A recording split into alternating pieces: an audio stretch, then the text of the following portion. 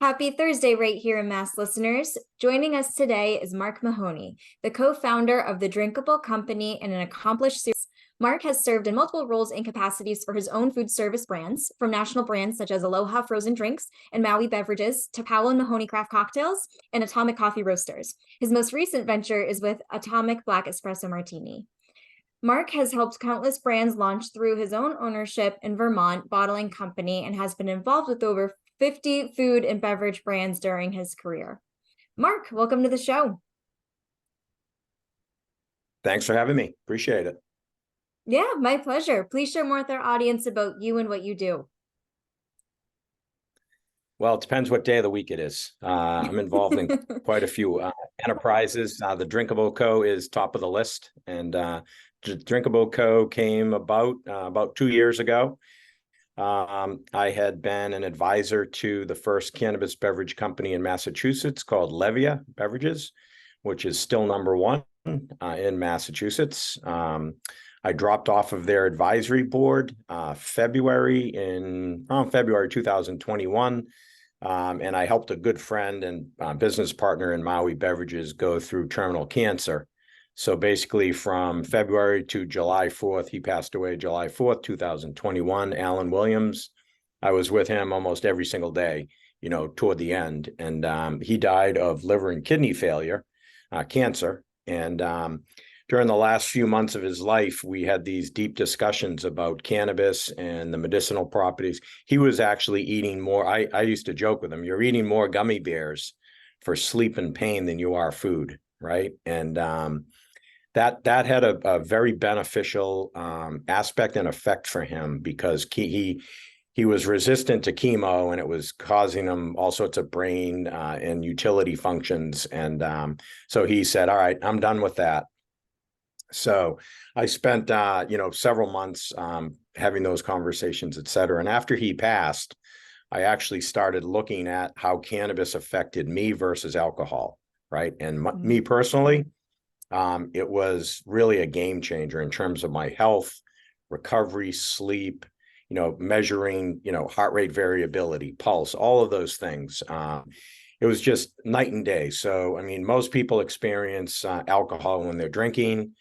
If you go to bed before midnight, you probably get up at 2 or 3 a.m., can't get back to sleep, you wake up groggy, et cetera, et cetera. Whereas cannabis actually allows you to relax while you're sleeping. You get a better and sounder night's sleep. You get more REM sleep, with cannabis versus alcohol. And so for me, I basically segued or transitioned from, consuming alcohol to consuming cannabis in a beverage format, because for me, and everybody's different, your body metabolizes and digests the edibles a lot different than beverages. And for me, the quick onset of the beverage, is like a game changer compared to, it would take me 45 minutes, an hour to experience any effect from an edible.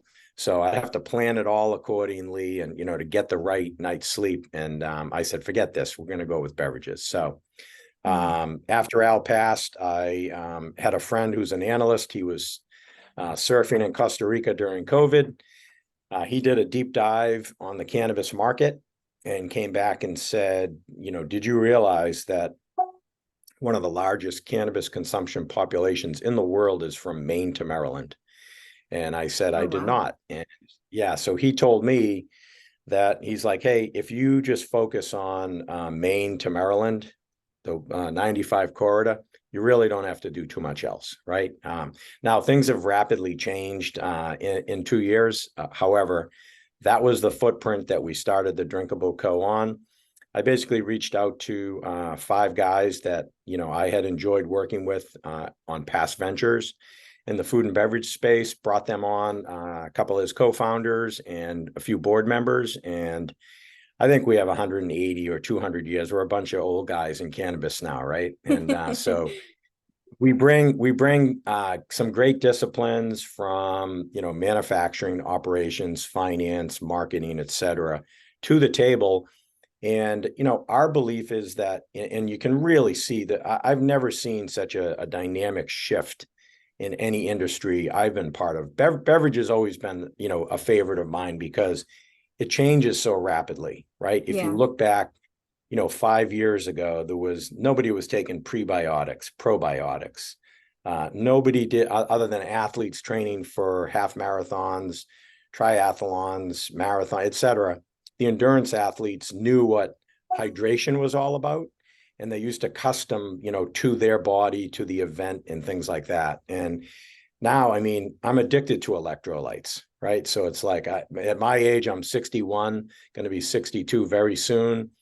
And my body requires a certain amount of electrolytes and water and specific nutrition, right, to be fired up through the day. I also drink a lot of cold brew coffee in the morning in the summer and coffee during the winter, so that gives me a stimulus to keep on going. But so what we did is we started with an objective of that Maine to Maryland, and where we have a canning facility in Gloucester, Mass, with Ocean Breeze Cultivators, who is a vertical right there, and they do all the distribution. They help us with marketing, et cetera, in Massachusetts.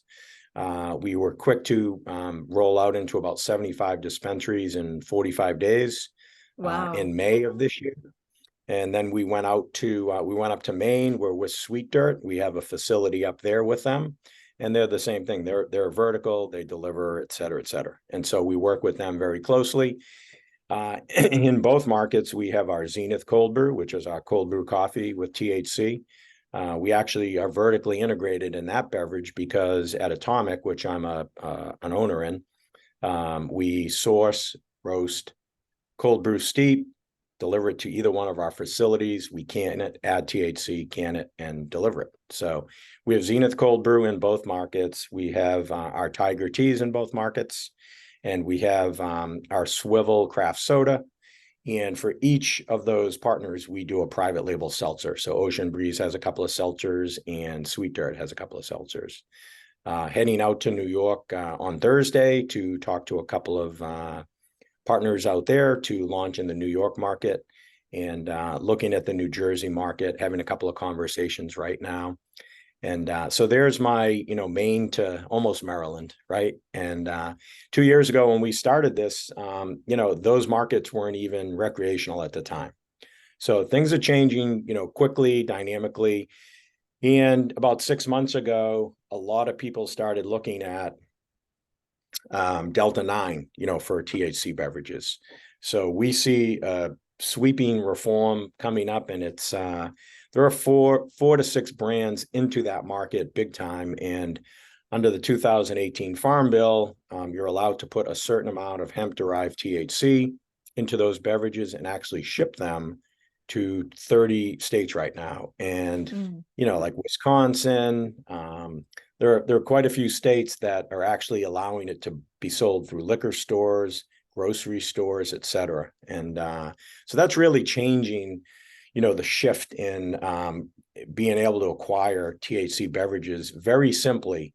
And that was part of our, one of the tenets of our goals and objectives at the Drinkable Co. was to say, we want to bring our CPG background to the table so that this is no longer a product or a category that people are looking to smoke, a lot of marijuana. I would say most of the products sold in the marketplace are, what we see anyway, is 25 to 85 years old. The demographic is so wide because I mean, we've done a ton of interviews on site, just walking into dispensaries around the country, and people are, 60 to 80 saying, oh, I need them for pain. I need them for sleep. And females are like, I want focus. I want, CBD in there with CBDN for sleep and things like that. So I think it's really the power of the plant is really come such a long way in the last 5 years that people really understand, the basics and what it does. The cautionary thing is like anything new, you have to be very, it's trial and error, right? So the way your body processes and digests edibles would be completely different than, mine or a sibling or something like that. So, I just sent some samples out to someone, and I got on the phone and I said, make sure you drink half of that. Wait about 20 minutes to half an hour to see how quickly, the onset, how it affects you. And, because some people, it's a different, it's a different elevated feeling. And for some people, they don't know what to expect, right? And they're like, wow, Yeah. I feel different. It's not exactly the same as alcohol. However, with our emulsion technology, we've got the onset down to, 8 to 15 minutes, kind of that time span for people. And so it's very similar to consuming, one alcoholic beverage, in my opinion. The effects are as long or a little longer, depending on what the ingredients are. Like seltzer's very light. I find when I drink the cold brew with THC and our craft soda, the Swivel brand, because of the sugar effect of that, I seem to get a longer tail of that, that effect. And that the off, coming off that, one beverage or two beverages is similar what I see in compared to alcohol. Yeah, and I So think it's really remarkable that you took an experience of what you were going through with a friend who is battling terminal cancer, and also your own experience of how cannabis has supported you, and then turn that into a company. I think that's one of the best things, or one of the best ways to build a really great company, I feel like, is taking a personal experience and making something out of it, just like you did. yeah, it's interesting because like I was transitioning during that time, and depending on how much coffee I drink during the day, I tend to talk a lot. So I have investors and friends that I've shared my stories with. And Mhm. I was talking to one of those guys like 3 months ago, and he goes, I haven't had a drink of alcohol in a year. And I was like, really? And he goes, no, I've completely transformed myself into drinking, he likes the tea. Mm. And I said, wow, that's great. I said, what brought that on? And he goes, I was, I would get home, I would have a couple of beers or a couple of drinks, and, I wouldn't be present for my kids. And I'd feel groggy in the morning. He runs a big business and stuff. And he goes, I just was like, there's got to be something better than this, Yeah. And I said, oh, that's really interesting. So what I tell people is, it worked great for me. So I transitioned to about 80% out of alcohol during 2 years. And then personally, 4 months ago, I got diagnosed with hemochromatosis, which is worse than it sounds. It's actually an iron overload in your organs. I had a chromosome disorder that they found through a blood test, which was so bizarre in timing. Anyway, I went to a specialist and I said, all right, so what do we do with this? He goes, the only thing you can do is give blood until it pulls the iron out of your organs to make bone marrow and new blood cells. And we'll get it down, but it might take 2 to 4 months. So I have to give blood every Wednesday morning, right? And he said, the worst thing you can do is consume alcohol Mm. during that time. He said it'll have a major negative impact on your kidney and liver. And I recommend that you don't drink at all. He goes, that's impossible for some people. And he didn't know me. And I said, that's no big deal. And he was curious. He's like, what do you mean it's no big deal? You don't drink? And I told him my story and I go, yeah, this will be nothing for me. So in 4 months, I think I've had maybe 4 drinks on a very special occasion. I will have either a notch beer, which I'm a part of an investor group over there in Salem and Brighton, Mass, and the Atomic Black Espresso Martini. My wife, Stephanie, makes an amazing coffee frap with that. So Ooh. I have to have one of those, once a month or so. So yeah, those are my only. So I think I'm good. All my blood tests show that. Fortunately for me, they caught it like right in time, Okay. and I don't have any downstream damage to any of my organs, which is great.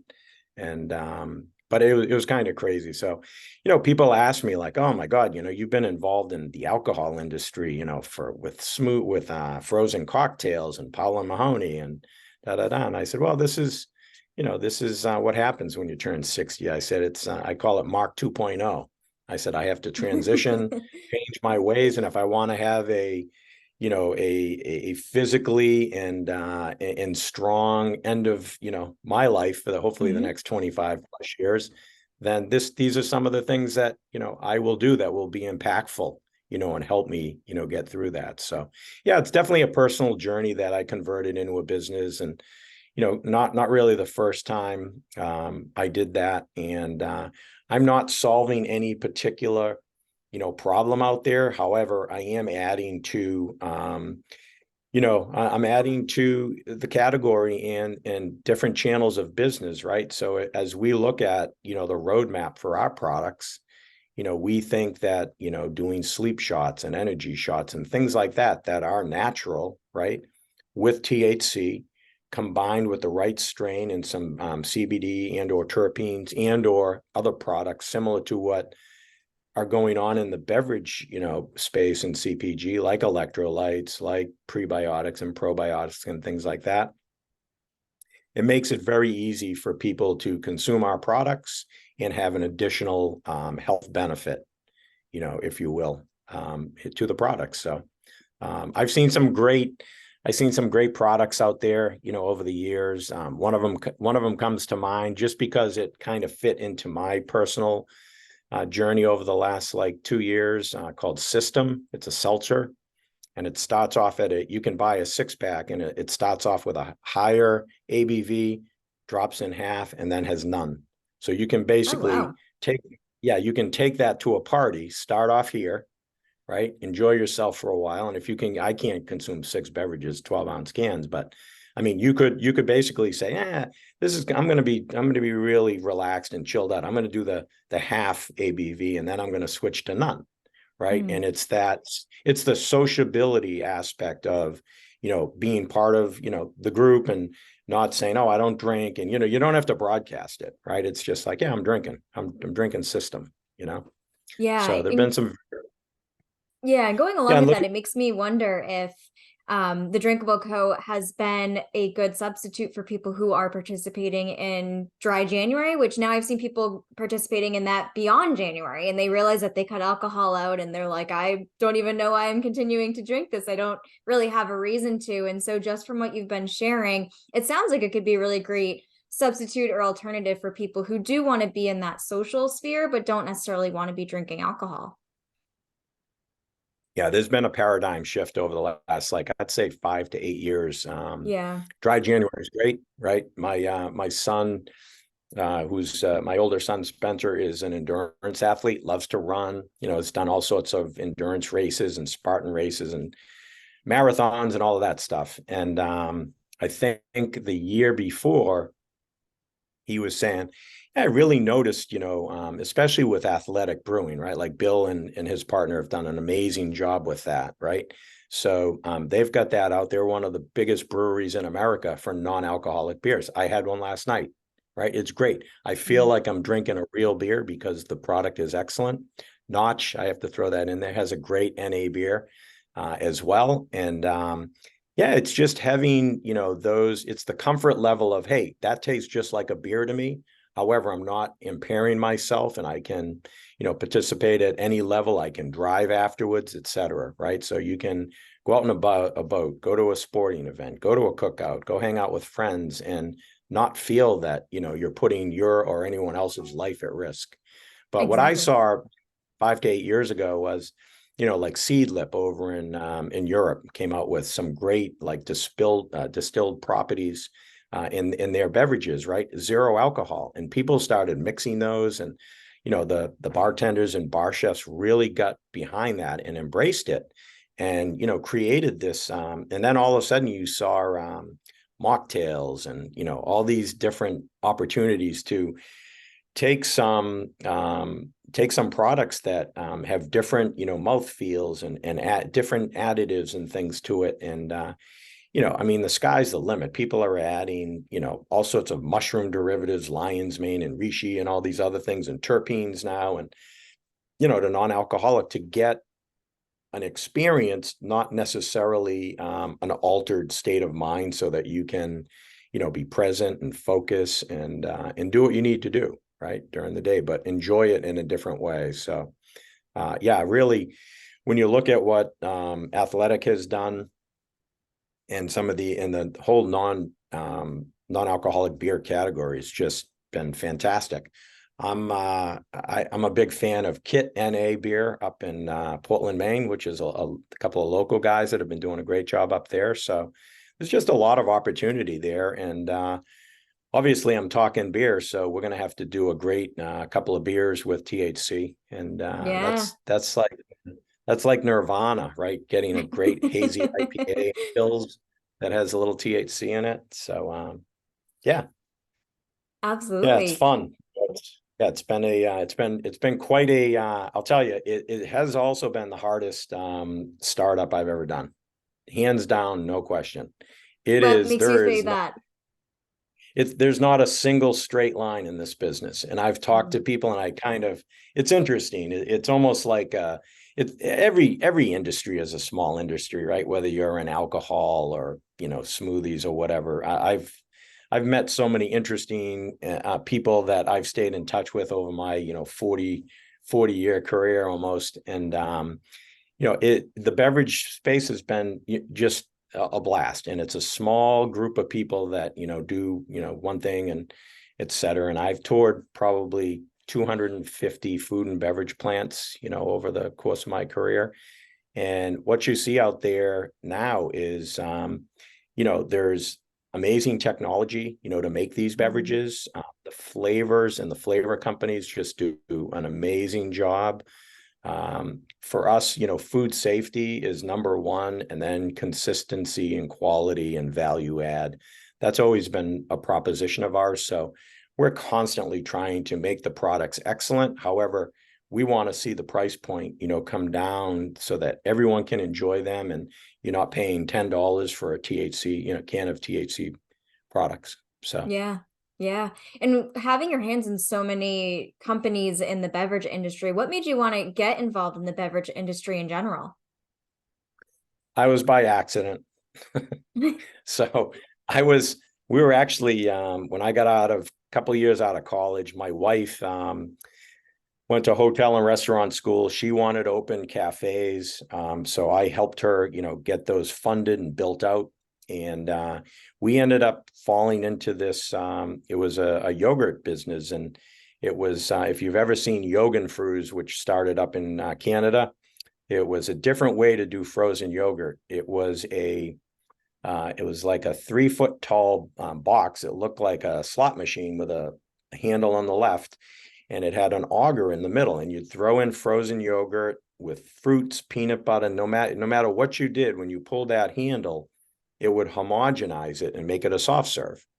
And my wife saw that and said, "Oh, we need those in our stores." So I found out, who made them, and you had to buy 3 machines. So I said to the guy, "What am I going to do with 3 machines? We only have 2 stores." And he said, "Throw one in a local beach." So I went to the local beach in Marblehead, Devereaux Beach at the time, and I talked to Jeff Flynn, who said, "Oh yeah, that'd be great." So we did that. Then we put them in like 6 beaches up and down the coast. And then we started making we called them pucks. So it's half the size of an ice cream sandwich, right? And we had flavors. We had yogurt flavors, vanilla, chocolate, coffee. And then we started doing Dole Whip, which was a non-dairy based, like it was like a sherbet or a sorbet. So we started doing those in the little puck format, and started selling those from basically Maine to Florida, and hooked up a bunch of distributors. And then my partner, Al, in that business, he was actually a competitor who we were beating each other up in that business. So I finally went to him one day and said, "What are we doing?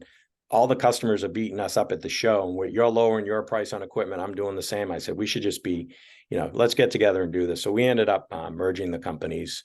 And about 2 years into it, he was noticing a lot of our customers. He was very creative. He noticed a lot of our customers were taking the like pineapple Dole Whip and making like a pina colada, right? Ooh. So we're like, how do we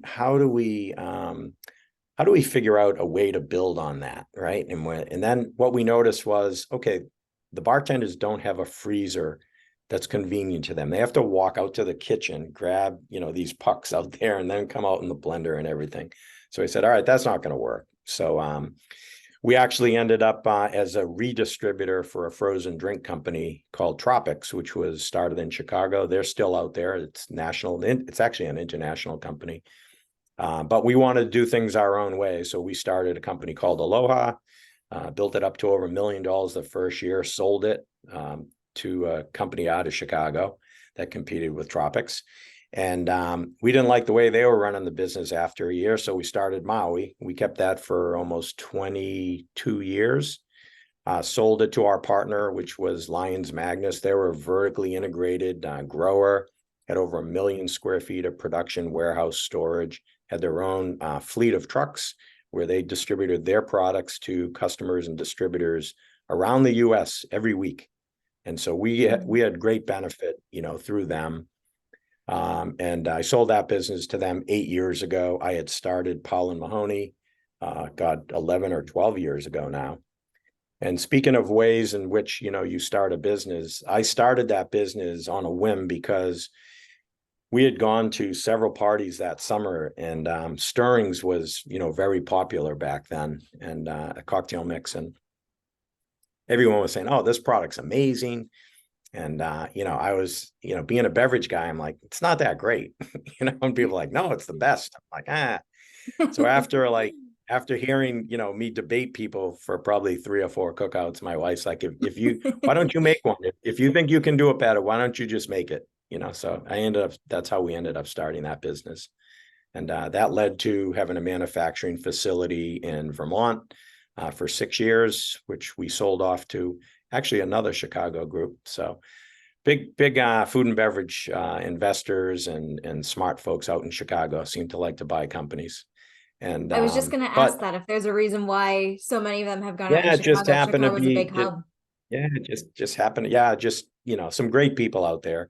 Mm. And but during that time, we were making products for, Powell Mahoney. We were making products for Williams Sonoma, Sur La Table, Loblaws Canada. So we were really busy. We took that from like 5,000 square feet to 35,000 square feet in 6 years, and ended up selling the business. And they were smarter than I was, because what they did was they brought it to Chicago, and the freight lanes are much better going Chicago East, Chicago West than Vermont. You're in one of the coldest areas in the winter. Sometimes we actually couldn't ship product because of the temperature. So they figured out how to keep our products consistent, but had migration to a better margin on those products. So they did very well with it, and actually sold it last year to Fever Tree, which is a great beverage company, public company in the UK. And I did notice, however, that our famous, Powell Mahoney Margarita, Bloody Mary mix, etc., are now Fever Tree. And somebody sent me a picture this morning of the Powell Mahoney margaritas at TJX for sale. So it looks like they're gonna kill the brand and just transition it to Fever Tree. Interesting. And having your hands in so many different companies, how do you juggle it all with just being a serial entrepreneur and having so many things going on at once? If you ask my kids, I don't juggle them all. So I rely, and my wife says, you try to do everything by osmosis. No one's a mind reader. You just say, oh, you got to deal with that. And it's interesting because, like building teams, right? I've found that people rise to their level of either excellence or mediocrity, right? Mm-hmm. And when those people that do rise above everybody else on the team, that's who ends up leading and running the team, right? I don't like doing the daily nitty gritty of running the business. I like strategizing, figuring out the pieces of the puzzle, pulling together a team over time that basically allows me to, and I just say it's because I have ADHD. And then, after like 3 or 4 or 5 years, I see something else that, that grabs my attention. And then I say, okay, you guys got this, and I want to go. That's just been the process for me. It hasn't been that I had a map that said, okay, after 3 or 4 years, I got to go do something else. It just happened. It was happenstance that's occurred for the last 20 years, during my career. So I'll tell you what, it's been enjoyable. It's there's always something new. And, my partner, Al, would tell you, we used to do food shows all over the country, Europe, Canada, We had Maui in 10 countries, and we would walk up and down, some show aisles, and do you realize how lucky we are to be selling these beverages? Everybody loves these beverages, and look at the smile on their faces.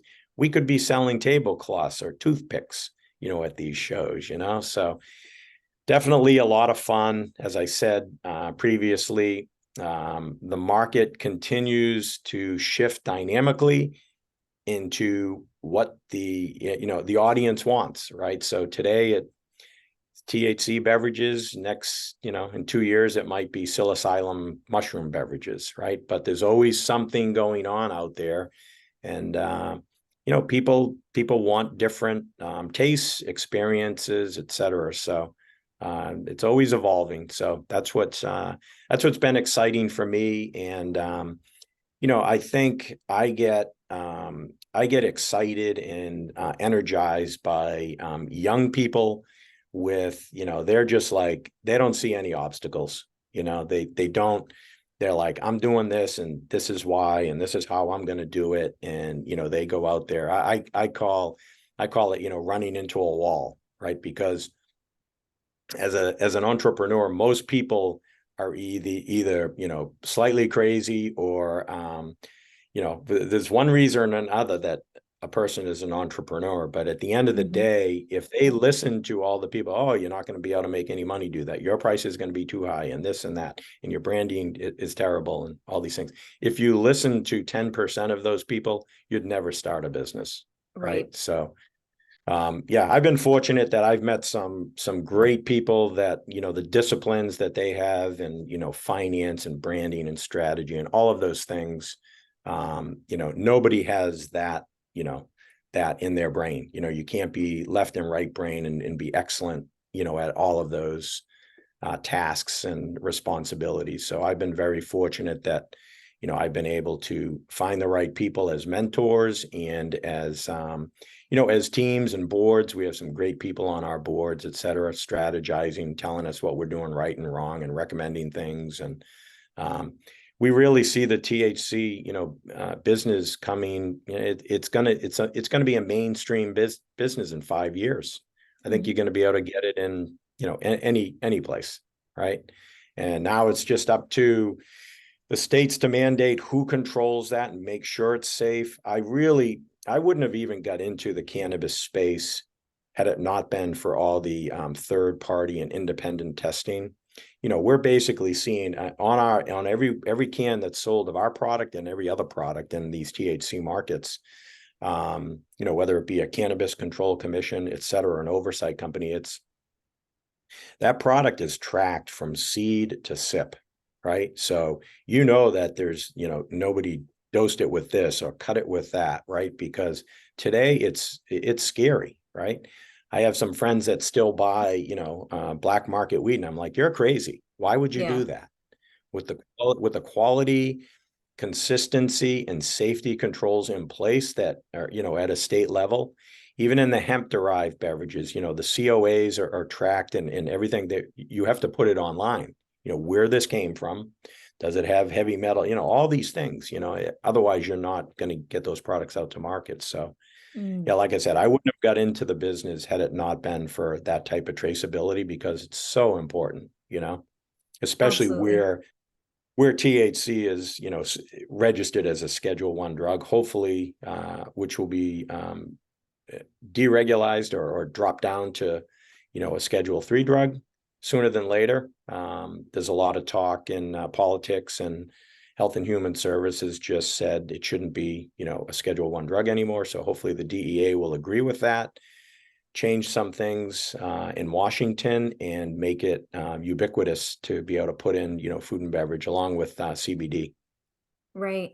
And so you had mentioned that you see THC becoming a mainstream business in the next 5 years. So with that being said, what do you think is next for yourself and the Drinkable Co.? So we're going to expand to more states. We are looking at hemp-derived THC beverages that would be able to be shipped, to more people online. Finding the right co-pack partners in different states for that is, what we're looking at right now. But, our product roadmap, would be definitely beer. Beer is on top of mind right now. Mm. And potentially adding better for you ingredients to our beverages, like probiotics in the swivel soda, things like that, right? To make it unique and differentiated from everybody, because as we're seeing now, Massachusetts has become, a very populated THC beverage market, right? Because Levia had such success so quickly. I mean, they basically went from commercializing the products in April of 2021 to having a deal signed, which represented on paper about $60 million exit. And they weren't even in business and selling product for a year, which Wow. is unheard of, right? Yeah. And yeah, so that's a great case study actually to look at. However, when you dig into it, you say, oh, well, it kind of fell apart and the earn out didn't work out and et cetera. However, that's the case study. How did Mm. that happen? It's getting out to the right states, reaching the right people, getting the right audience, and building a community around, what matters to us. Absolutely. And so for someone who might be listening to this episode who is interested in getting into the beverage industry themselves to start a company, what advice would you give to them? Find somebody that's done it. Find a mentor. Mm. Ask for help. Don't try to do it yourself. But yeah, I would spend time meeting with people, getting a mentor or mentors together, to help you. And there's so much commonality behind it. And I found that every time I reached out to someone, if I knew them or not, people are very, very willing to, give you their time and expertise. And it's amazing because it's, at this point, it's really giving back. So my wife laughs because she's like, you help too many people, and I said, that's in my nature, because Yeah. I was there, and when I reached out to people, they were like an open book for me, right? And Right. that's been part of, that success. And I've tried to stay in touch with almost all of those people I enjoyed working with in different companies over the years.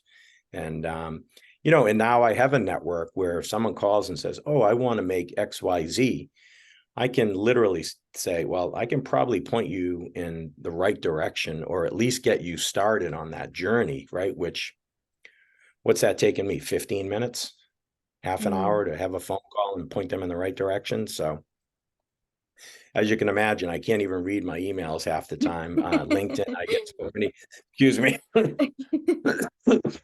Yeah, LinkedIn, I get so many requests for him, just like, oh my God. But what goes But around comes I mean, around. So all, like you said, you've yeah, got received so much support and help. Now you're giving it back. And when you support someone else, it comes back to you. yep. Yep. So, and I'm admittedly, I say, hey, I'm the old guy in cannabis now. And, I have some people that, are like, oh, what are you getting into this for? And, blah, blah, blah. And I said, you know what? I said, I used to smoke a lot of cannabis when I was in high school. I said, I had a grow back there. I found out that I was terrible at grow. And I said, so when I got into this, 45 years later, I had opportunities to buy property. I had opportunities to invest in vertically integrated and grows. And I just said, I was terrible at that. I'm not going to make that same mistake at a much larger scale and risk a lot of investors' money. So no, I'm going to stay focused on what I've spent, my career on, and stay in that lane. So, and that's some of the advice I would give someone else, right? It's like, what brings you into the industry? Yeah. Yeah. What are you going to do? I've talked to high school kids in the past that, oh, I got this great idea. And I said, why is it a great idea? Oh, because I'm going to do this, that, and the other thing. And I said, I can name 5 companies that are doing that right now. And they have distribution in, 6 states or 1 state. Or how are you going to break into that and be differentiated from them and be successful? Right. Mm. And, one out of 5 might come back and say, well, this is what I'm going to do. And what do you think of this? And, and then the other 4 will be like, okay, that was a shitty idea. I'm going to go do something else, Right. so. Yep. I love that. But yeah, the cannabis business has been, I'll give you a for instance. So when we first started, we went through 3 different joint venture agreements doing our diligence. And the first 3 fell apart for different reasons, whether it be a landlord dispute where we couldn't get the property, in time to, be open when we wanted to be open, or something else. And it was like, wow, we're like, remember that wasted 4 months of our time. So our initial goal was to launch last summer, not this summer. And we ended up launching late May this year. So we were a full year plus behind where we thought we would be. And yeah, it's just, somebody told me 2 weeks ago, I told them, I said, yeah, admittedly, I think this has been the hardest startup I've ever done. And they said, why? And I just said, there aren't any straight lines. I said, it's just, you think you have everything nailed down, then something crazy comes out of the woodwork, changes your thought. And he said, don't worry about it. He goes, this is like dog years. Every year spent in cannabis is equal 7. And so that's kind of stuck with me in the last few weeks here. So I like to quote Yeah, that one. I think it's perfect. I love that. So yeah. And Mark, one of But my favorite questions to ask our guests is, what are your favorite local businesses to support? It's funny. I'll give you some history on. I had a great partnership with probably the most successful blender company in the world, Vitamix Blenders, right? And a good friend of mine from 30 years ago to today, Scott Hinckley, was in charge of commercial sales, right? And we used to benefit by, working shows with Scott and the Vitamix team across the country as we were building our business.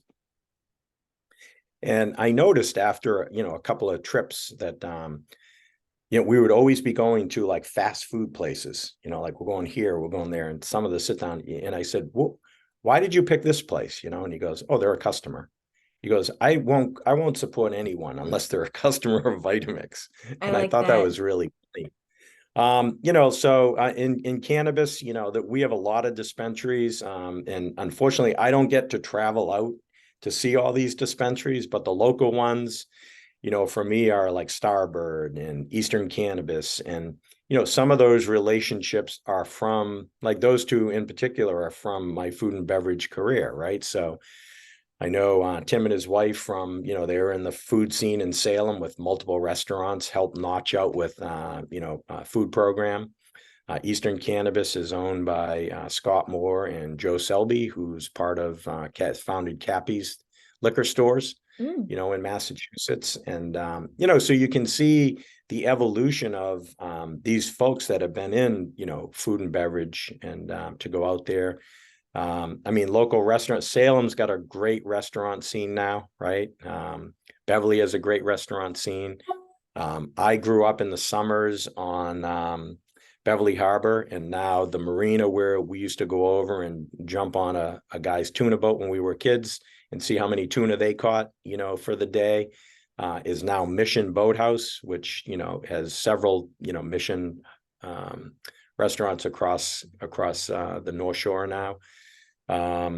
Ledger's one of my favorite restaurants in Salem. Yeah, so we used to have a theory that you drive up and down route A1A, right? And in the frozen drink business, we used to just call on everyone on the right. So if they're on the water, we would call them because they were undoubtedly busier, right?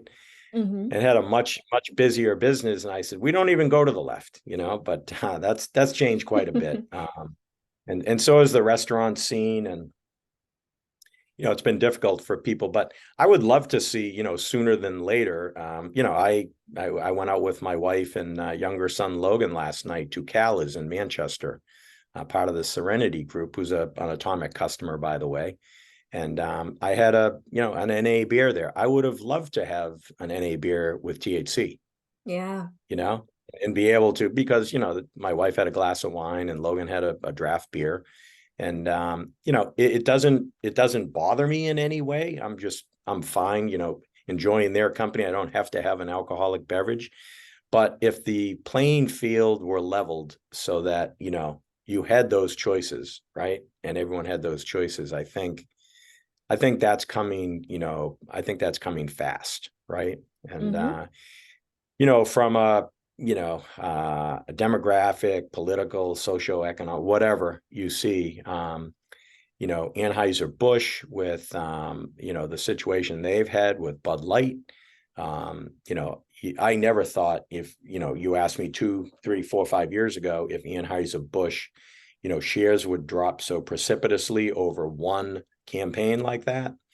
They're actually laying people off, right, because of that. And that's the type of situation where if, cannabis beverages were allowed, and depending on the state and the federal government, how they're distributed, there's a great platform because they've already got the distribution. They're selling to all those restaurants, right? And it's just plug and play. And sooner or later, I think that'll happen.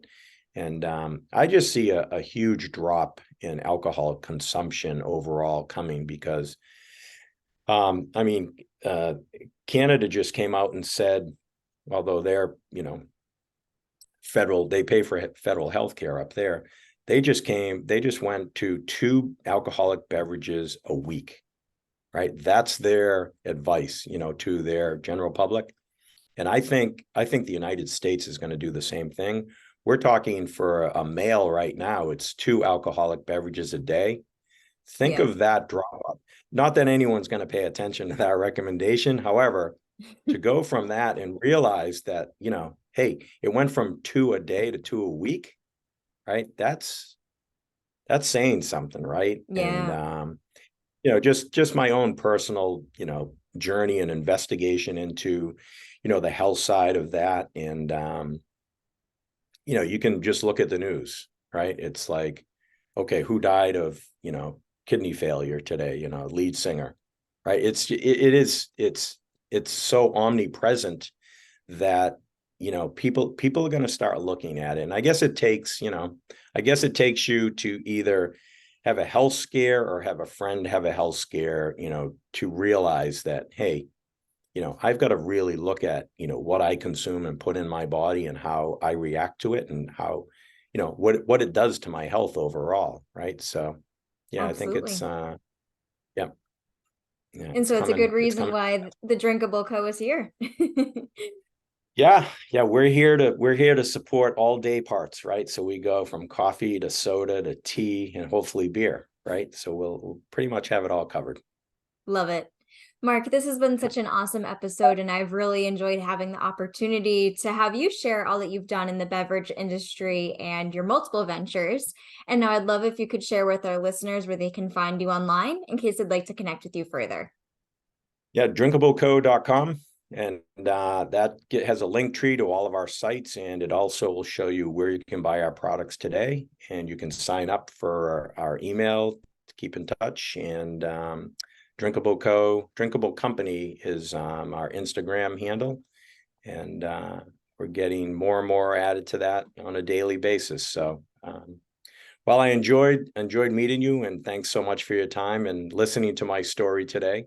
And Yeah, thank you for coming on, Mark. I hope it impacts somebody positively.